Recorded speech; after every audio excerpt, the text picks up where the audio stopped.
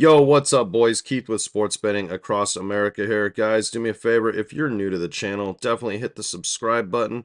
I'm doing all kinds of content, trying to give out free picks in a lot of different games in both sports, college, and NFL. Do appreciate all the support in advance. We're in a pretty good spot right now, guys, to kind of give you like an update of where we're at on my against the spread picks. We're sitting at a little under 4 units of profit on the season. Haven't taken it too seriously yet, but I'm about to change that. As you can see, this is, we haven't placed a ton of bets. We did win this last one, which is nice on a bonus bet. And then over here on the DFS side, I need to update this. I think we lost like 1 unit last night. So we're sitting at about 38 units of profit. So we're doing very well through three weeks of college football betting. This is week 4 we're going into. I'm going to have a parlay of the week video that I'm going to do for you guys every week, and I'm going to try to get that out much sooner. I'm going to try to get it out where we're attacking some lines that I think are going to move, and you guys can get in on good positions. And then on top of that, if you did not see this yet, if you're one of my DFS followers, this is my college football top lock of the week in a DFS setting. It's actually the Boom Fantasy play. So if you haven't checked this out, do it. And I'm going to have a new offer next week too. And I'll tell you what, if you guys used the promo code and signed up and played this play this week, I'll include you guys. So it's going to be pretty cool. I'm excited to talk about it. But let's get into the parlay of the week. All right, guys, let's get into it. We're going to come find our first game, which is going to be the USC Trojans to cover the spread. Now, it's just at 5 a second ago, so, you're getting even a better line now. This is much better than what I even got, but it's kind of a weird number in the middle where it probably shouldn't matter. I do expect maybe not for USC to blow out Michigan the way Texas did, but it wouldn't shock me, to be honest with you. They're switching back to the Ojori or whatever the kid's name is. He's a running quarterback. They're probably going to try to really slow the game down, run, throw to the tight end, kind of bullshit. That just kind of puts you to sleep sometimes in college football. But I just think that this is a really good matchup for Miller Moss. I think he's the I think he's the real deal. He's super accurate and he spreads the ball out real good. And I think that Michigan's just going to get beat through the air here. So I like them to win by a touchdown or more in this game. That's going to be leg number 1 of the parlay. We're going to do a 3-legger this week. Sometimes I may do it 2, but I feel a little bold this week.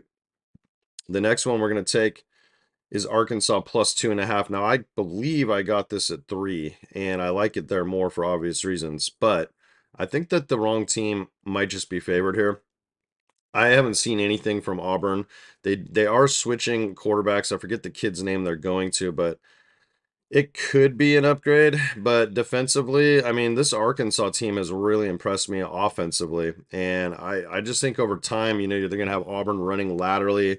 They're not afraid to take shots down the field. This Taylor Green kid actually reminds me of Anthony Richardson. Like, he's a freak athlete, big, tall, like 6'5", 6'6", dude.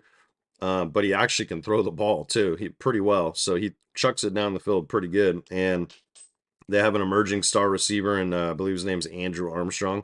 He really passed the eye test in that OKS game I watched a few weeks ago that went to double overtime. So I mean, the guys, they put almost 700 yards of offense up in that game at OKS. Now Auburn, I think on paper has a better defense than that, but I don't know. I feel like the wrong team's favored here. I thought about just going 2, but I feel a little chancy this week, so we're going to add this on. I would prefer it if you could find it at a 3 somewhere. And if you can't, man, maybe just leave it all over the place. This game right here is just insane. This line has just moved all freaking over the place, man. Good luck picking a side. I'd probably lean the over, though. But the last leg of the parlay is going to be Tennessee to cover this. I think the game probably will be competitive in the first half. I just think that the way Tennessee runs their offense, and like there's a lot of storylines here too, with Josh Heupel returning, back to OU for the first time. The guy's a legend in OU history. In case any of you guys didn't know, used to be a quarterback for him. Took him to a national championship way back when I was still in high school, I think. Then he was he was an offense coordinator for him for a while. There was they say it was a ugly breakup, but I don't know. Maybe it means something. Maybe it doesn't. There's probably a lot of hype around it, but I don't care what that man says. He wants to come in here and he wants to make a statement. This is also Oklahoma's first conference game in the SEC, so they're going to want to be fired up and act like they belong here too. It is a tough place to play in Norman. And it's really, to me, going to come down to as long as Nico, the quarterback for Tennessee, doesn't make too many mistakes. If he makes, like, I think they can handle two, but anything beyond that, I would probably actually flip this and take the points with Oklahoma. I just think it's the same thing. I think there's too much offense here. I think Oklahoma's they have quite a few injuries actually on their O line as well. It looks like they have a few one guy that's out and two that are highly questionable. So we'll see about that. I think it's a mismatch though. The Tennessee's front seven is dirty. I mean, they are really good, and they're fresh too. So if Oklahoma doesn't rush to the line, they're going to be rotating players in. We'll have to see how this goes, but I feel good. I'm almost considering teasing this up to like double this number because I think there's a really good chance the first half may be competitive, but I think Tennessee just, their offensive concepts, what they're doing. Like I said, as long as the kid plays good, he is a true freshman. This is a tough place to go in and play, but it's going to be a test on both sides. But I'm just trusting what I think is the much more complete team. I don't trust Jackson Arnold. I don't trust their O line. That's going to be hard to run against Tennessee. He's going to have to run probably. So we'll see, guys. But that's going to be it. So what I did is I got this on Fanatics because I found the best combination of payouts plus lines plus they had a profit boost, and they actually let you get solid money down on a profit boost. It's a limit of $100. So you can see I got the Trojans at 5.5. You guys are getting that at 4.5 if you lock this in today. I did, however, get the Diamondbacks at 3 because I feel like if they're gonna lose, it's gonna be just like they lost to OKS, where they literally imploded in the second half. I mean, it's kind of crazy when you have like 700 yards of fucking offense and you somehow lose a football game. It's kind of wild. And then I got the Vols at that same line. So this will pay out with the profit boost $100 to pay a total of 752. That's going to be my parlay of the week, guys. Like I said, if you're new to the channel, you should definitely sign up for the free plan over here at winnable.com/SBAA. I already sent this pick out for free. I want to say it was almost 2 days ago. So there's advantages. I get busy. I do things.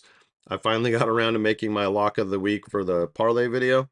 Also, we have a decent amount of against the spread sportsbook plays today.